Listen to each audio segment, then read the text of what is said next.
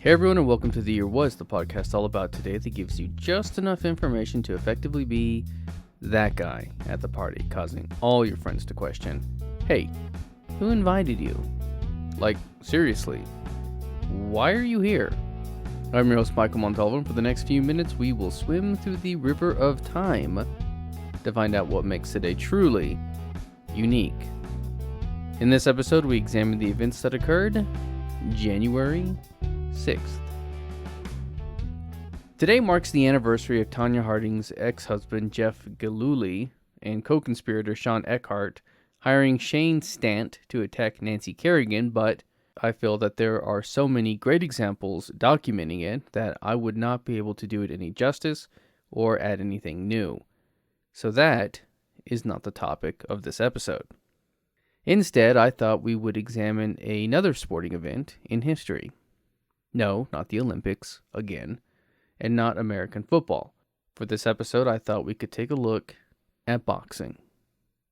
But why boxing, I hear you ask me? Well, we will talk about it when we get to it. Don't make me turn this podcast around. Boxing has had a long and illustrious career that is as old as Gandalf in The Lord of the Rings. Actually, to be fair, boxing is older from a certain point of view. Gandalf only walked Middle-earth for 2,019 years, but lived about 9,000 years before Middle-earth existed, so in reality, he's like 1,100, which is generally accepted as his minimum age. So I guess really, boxing is only older than Gandalf's physical form. But back to the boxing. Boxing first existed as a sport in Africa, and then made the jump to Europe by way of the Mediterranean Sea. I have to think that this was because of wars and conquests by the likes of people like Alexander the Great, and unfortunately, slavery, which would take it around the world, but I don't know.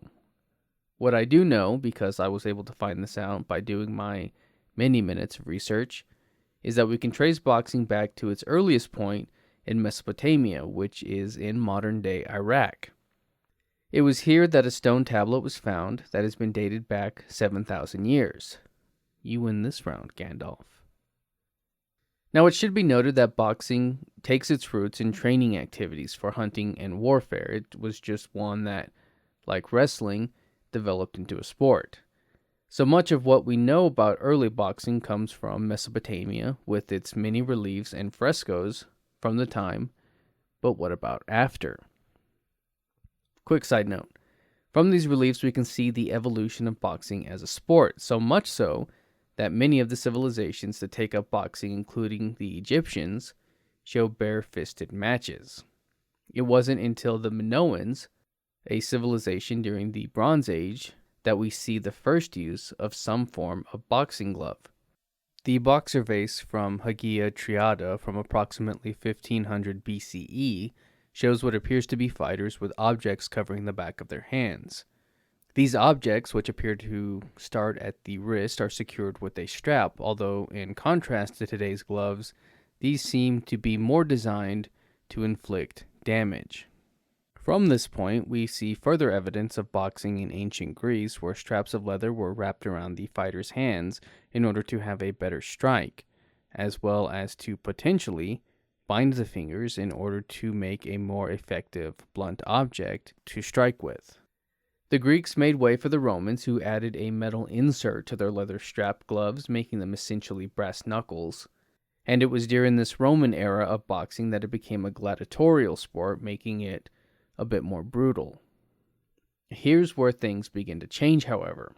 With the introduction of newer, deadlier weapons in the battlefield, bare hand-to-hand combat did not hold the same place as it once did, and so boxing and other sports were pushed aside. That is, until England got a hold of it.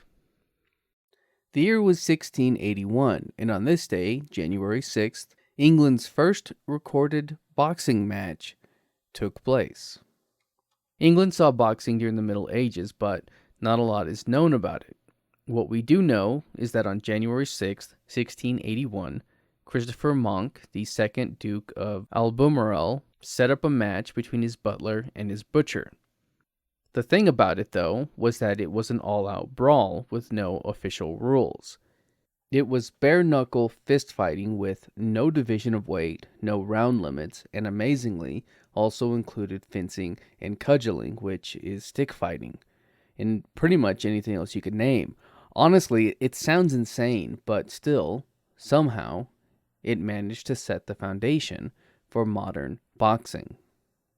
1719 saw two important milestones for the sport. First was when James Figg was named the first bare-knuckle champion, and second, and more lasting, was when the sport actually began to be called boxing. Despite these changes, it still wouldn't be until 1743 that an attempt at a set of rules was made for the sport. Broughton's rules, named for Jack Broughton, were crafted for the purpose of attempting to reduce the number of deaths in the ring. And it was here that we first began to see the rule that if a fighter goes down and stays down for 30 seconds, the match is over. Hitting below the belt and hitting a fighter when they are down were banned, and the introduction of padded gloves was finally made, but only for training and exhibition matches. Another rule that we saw during this time was that a fighter could voluntarily kneel at any point in the fight in order to start a 30-second count where they could recover. These rules would last until 1838 when the London prize rules were brought about. This introduced the 24-foot square ring. Kicking, biting, and low blows were now fouls, and the scratch line. The scratch is the center point of the ring where the fighters meet. By 1867, a new set of rules were introduced again, collectively known as the Marquis of Queensberry rules. In these, the rules stipulated that there would be differing weight divisions, padded gloves, 3-minute rounds with 1-minute rest in between, wrestling was declared illegal, and a fighter who was knocked down had to get up unaided or be declared knocked out. It also saw the reduction of the 30-second count to the 10-second count. And that is how boxing has been since, more or less. There are still changes being made to the sport, such as the reduction of championship rounds from 15 to 12, and the greater emphasis on medical supervision. This was most likely brought about due to the deaths in the ring and the 1882 British court ruling that bare-knuckle boxing was assault causing bodily harm, despite the fighter's consent. Boxing has had its struggles achieving legitimacy, but has become one of the most popular sports in today's world. And that's going to do it for us today. If you like this podcast and want to hear more, give us a rate and a review.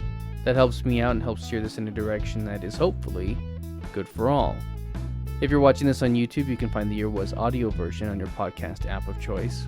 You can find me on social media and at YouTube at the Apple Cider Club. And as always, I want to thank the Tim Kreitz Band for our musical theme. And thank you for listening. We'll see you next time.